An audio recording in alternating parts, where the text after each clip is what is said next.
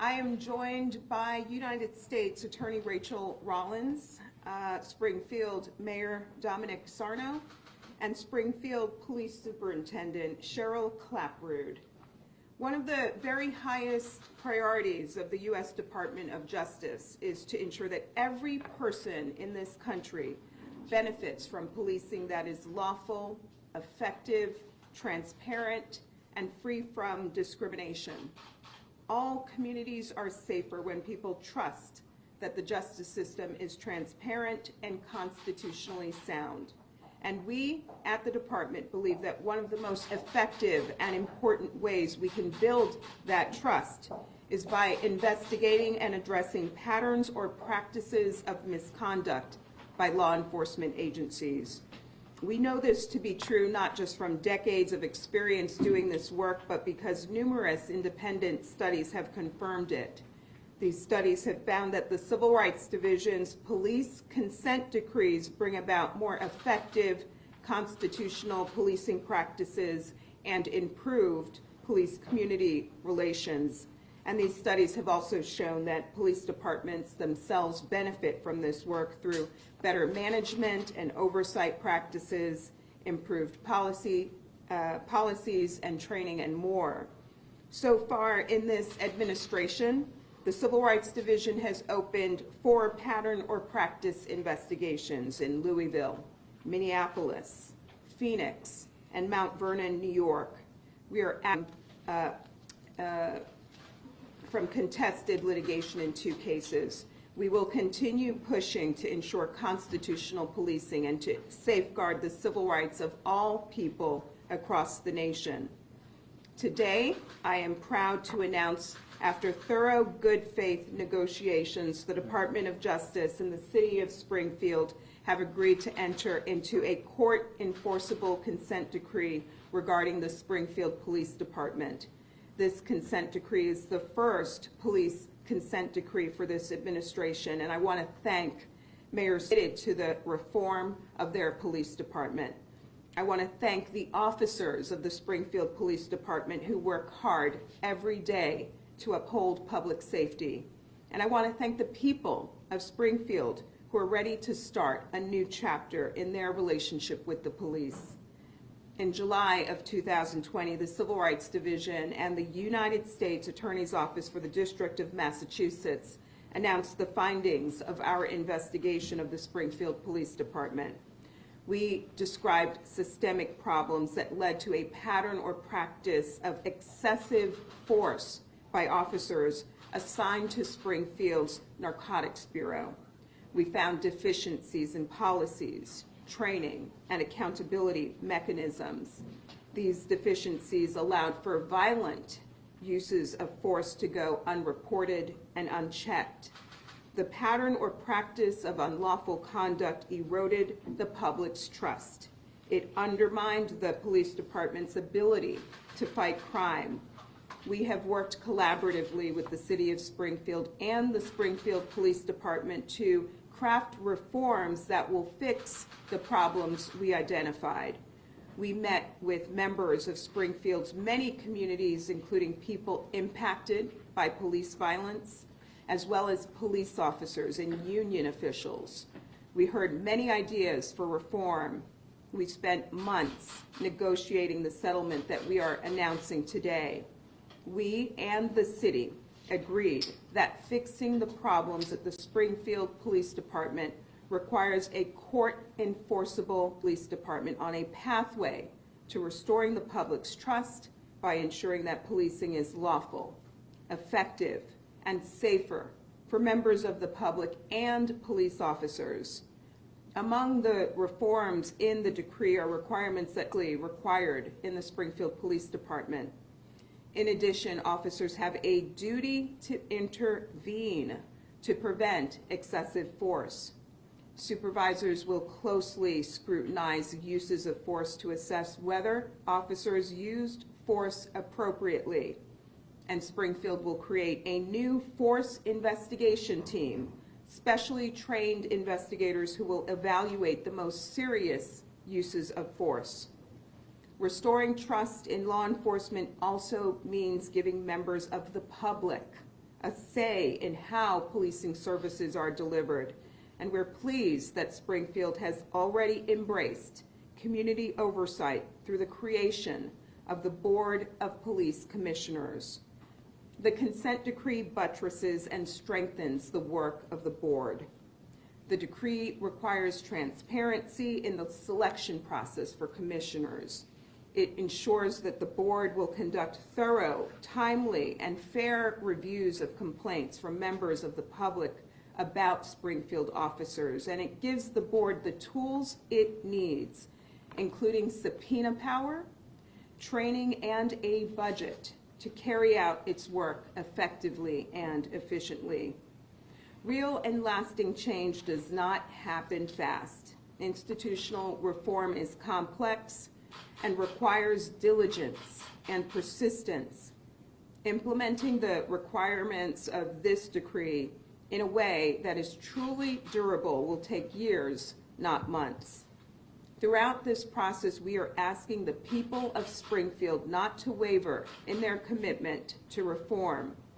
Residents, police officers, union officials, and city officials, we need all of you to work hard and to work together to make this process successful. You all deserve a police department that is effective and respects the rights of every person. This reform process will be transparent and will not lose sight of the core goal of constitutional effective policing. Just this morning, we have filed a civil lawsuit against the city of Springfield, which will put this matter before a federal court. We have filed the consent decree with the federal court and asked the judge to make the decree a court order. After the judge approves the decree, we and Springfield will jointly recommend an independent monitor. We will ask the court to appoint the monitor to serve as the court's eyes and ears during the reform process. The monitor will assess Springfield's months, and these reports will give the court and the public a clear picture of how the reform process is progressing. The monitor will meet regularly with members of the public, as will the Springfield ideas, and we are open to your criticisms. We know that this effort will only be successful if members of the public can see and feel that real change has happened. We are all committed to a transparent process that will build the public's faith in reform. We are pleased that the mayor and superintendent have pledged their support of this process. We are hopeful about rebuilding trust between the Springfield Police Department and the communities it serves.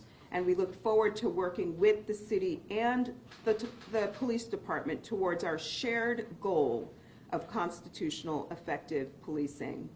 At this time, I'd like to introduce United States Attorney Rachel Rollins of the District of Massachusetts, who will share further remarks regarding the process that's underway in Springfield.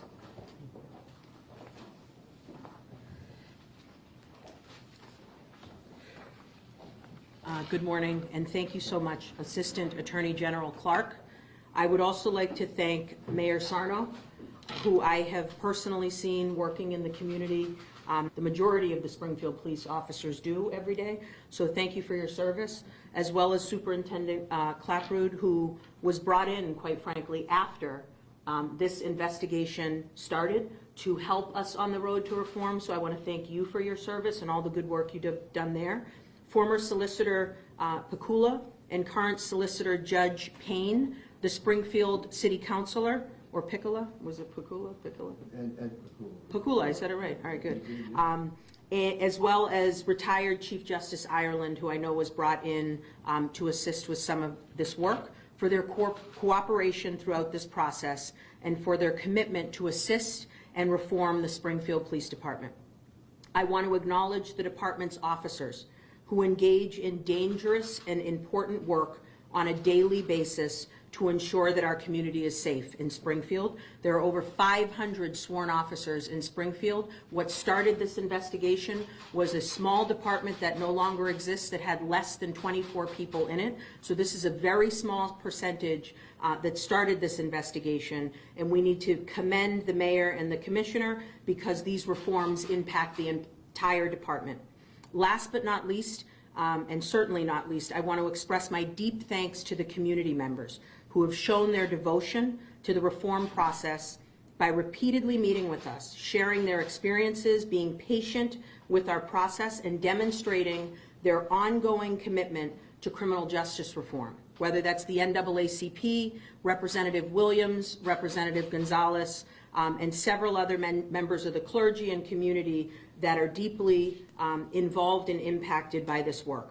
As Assistant Attorney General Clark mentioned, when we announced the findings of our investigation back on July 8, 2020, we detailed systemic violations around the use of force that ranged from incomplete reporting to inadequate supervision to a failure to hold officers accountable. These kind of problems not only erode the trust within the community, but also put the lives of officers and residents at risk. We did not arrive at this conclusion lightly. We spent hours upon hours interviewing Springfield Police Department leadership and officers and residents and reviewed over 100,000 pages of documents. Now, with the city and the police department's commitment to this settlement agreement, we will see the implementation of robust systemic reforms that will make everyone, civilians and officers alike, safer. We understand that the city of Springfield has confronted some major policing issues recently that have left everyone feeling a bit unsettled. So 3 things. First of all, we want to discuss Officer Bigda.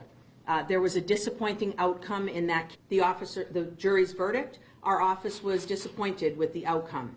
We prosecuted this officer because we believe that his continue to prosecute cases where we think the evidence supports such a charge. Moving beyond that individual prosecution, however, we have real reason to hope. This policy, training, and cultural issues that allowed for the underlying incident of our criminal prosecution to ever happen in the first place. These commissioners will now provide oversight to the police department. Though big changes such as this can sometimes bring uncertainty, we are confident that the city is well poised to navigate this period of transition. We also believe that our agreement, which provides a blueprint for reform, will provide some certainty about how to chart the course forward. We know that the Springfield community has been invested in these policing issues that have confronted the city, and our goal is for the community to continue to play a role in the reform process. To that end, the agreement requires oversight in the form of an individual that will hold quarterly public meetings with community stakeholders to inform the public about the Springfield Police Department's progress in meeting the requirements of the agreement, to solicit input and increase awareness about the Board of Police Commissioners in the IIU process, and to increase transparency around the disciplinary process. So thirdly, I want to promise as the U.S. Attorney for the District of Massachusetts that first of all, I understand our district is bigger than just Boston, and that I will be out in Springfield to assist with the hard work that needs to be happening with our community, standing shoulder to shoulder with the Commissioner and the Mayor moving forward. So in closing, we're excited about the next chapter, which is where the real work begins. These problems, as you heard the Assistant Attorney General say, did not happen overnight, so we don't expect to fix these problems overnight either, but we do expect for them to be improved and to work toward eliminating them entirely. Achieving meaningful change will take sustained work and commitment.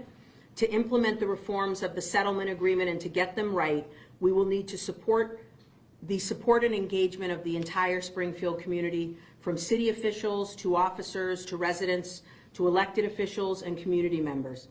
No one knows the city of Springfield better than the people of Springfield, and we feel fortunate to collaborate with this great community, and it is a great community, on reforms that will make the Springfield Police Department one with strong policies and systems that can be a model for the rest of our country.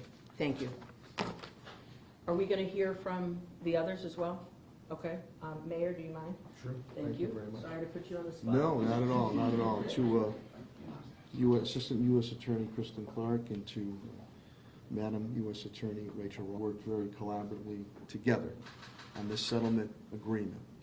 First, I want to thank my internal team and with City Solicitor Judge John Payne, retired City Solicitor Ed Pakula, my dear friend, retired Massachusetts State Supreme Court Justice Roderick Ireland, who I brought on board on this, and the internal team, Attorney Lisa D'Souza, Chief Diversity Officer and Inclusion Officer Talia G., Attorney Alicia Days, Attorney Kathy Breck, and I want to thank your team also for working together collaboratively on this issue.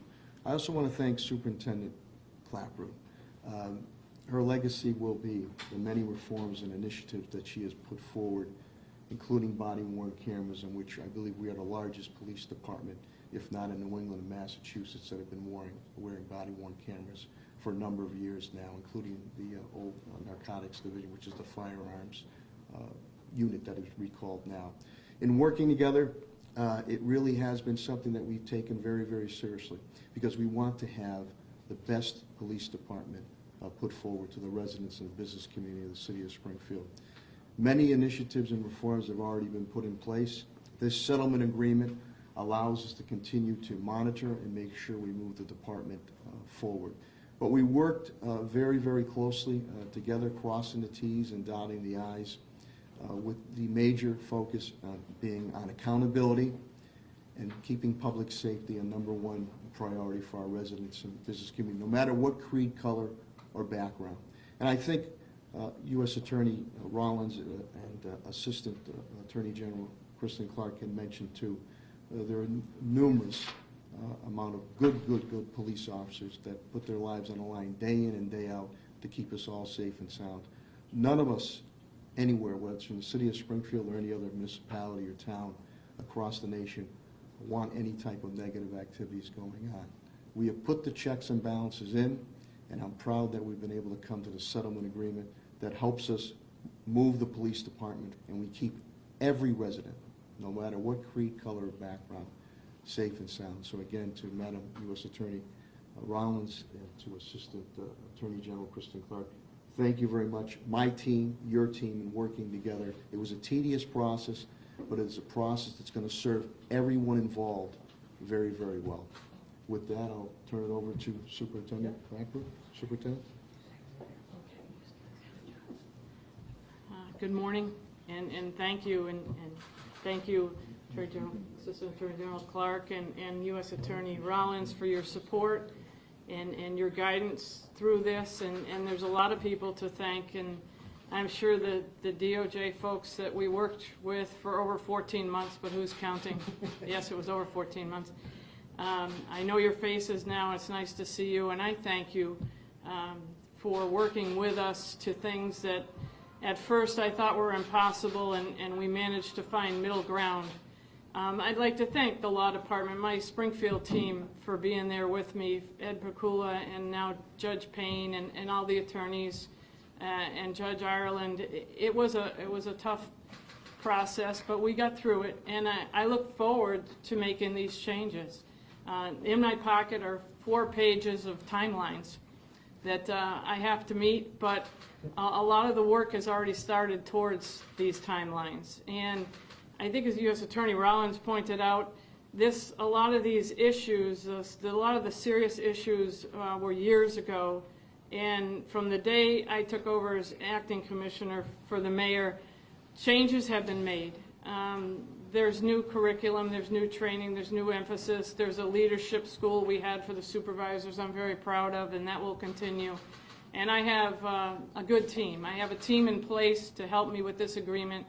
Deputy Cochran, Deputy Kent, Deputy Daniels, and my office staff. We've already met several times, and we've had some teams put into place to help me make these deadlines. I cannot continue these changes by myself. It takes a team of officers and a team of lawyers from my law department to help me make these changes. Right. It's the good officers that we have to protect. And it's the Springfield Police Department wants to be as best as we can be. We want the reputation we deserve. There's an overwhelming majority of my officers, young women and men, that go out on shifts every day, and every day put their lives on the line for people they don't know. But they're willing to do it, they're willing to make that sacrifice. And in today's society, they have to be recognized and they have to be supported. And I see this as just another way to support them. Let the police department be as best as we possibly can be. Let us be as professional as we possibly can be.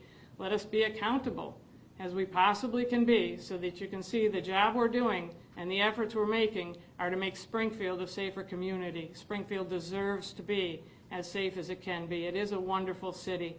And we're out with the youngsters all the time. We're out with civic groups. I'm out with religious groups. It's a wonderful place, and I want them to get to know their officers. I want the officers to get to know their community, and it takes all of us together. The police department in and of itself cannot answer all the law enforcement needs of the city. It takes a collaboration. We need information. We need them to tell us what's going on and what they see and what they hear, because we're not actually out there walking around all day. We're isolated in vehicles, in cars. So we need their help. We need their cooperation, and I understand it. We're not going to get it if we're not trusted. So I see this agreement as a way for us to prove that we can be trusted. I see it as a way to build better relationships and to move forward from this day on. So thank you, everyone. Thank you, Attorney, and thank you, Assistant Attorney General. Thank you. Thank you. We have time for a couple of questions. We'll start in the room for those of you who are on the phone. Stephanie Berry with Mass Live. Thank you. I'm not sure who this question would be best posed to, but I'm wondering what the oversight is going to look like. I mean, are you going to have hire outsiders to come in and basically sit in various rooms in the police department, or what's that going to look like? So we are also joined with my fabulous team, Jennifer Serafin, who's the chief of our, why don't you walk right up here so everyone can see how wonderful you are. So what I want to explain to you, ma'am, is what we did this morning was file some documents with the federal judge here in this courthouse. And Jennifer, if you want to take a moment to stand here and maybe explain to everyone what the process is going to be. This is Jennifer Serafin, the chief of our Civil Rights Unit. With respect to, we have to get the approval from the judge first and what a monitorship, forget about Springfield, but generally looks like. Why don't you just take a minute? So that's exactly right. So we have filed a joint memo with the court to enter the consent into effect. And that agreement includes a provision for a monitor, which we call a compliance evaluator in the agreement. And that person will be sort of the independent point person for everything in this matter going and yet to be chosen. But that's the process that will happen next. And the city of Springfield will have a say in who that individual will be. Ultimately, apologies, I didn't see you, Representative. Thank you for joining. I assume the city's going to bear the cost of all of this. How does that work, the finances of it? Well, this particular agreement contains a number of provisions. There is a cap on monitor fees. We encourage the use of pro bono time at the city, but we're very confident in this agreement and confident that the monitor that we jointly select with the city will help to put us on a path towards effective reform. And ma'am, just to add to that, when we think though about bad policing, think about the settlement agreements that the city has to pay with respect to civil lawsuits that come in. So I know, but I'm saying with respect to cost, this is money well spent, I would argue. WWLP. Could I just, Assistant Attorney General, show commitment to make sure, again, the police department moves forward in a positive way. WWLP, right here. These regular checks that we're going to be able to. There is a provision in the consent decree that requires that the monitoring reports be made available to the public. We want this process to be transparent. We want to be sure that every step of the way we're hearing from the public, receiving input from the public, and we want to make sure that this process is transparent and accessible to all in Springfield. And what we'll do, ma'am, is my team, Jennifer Serafin,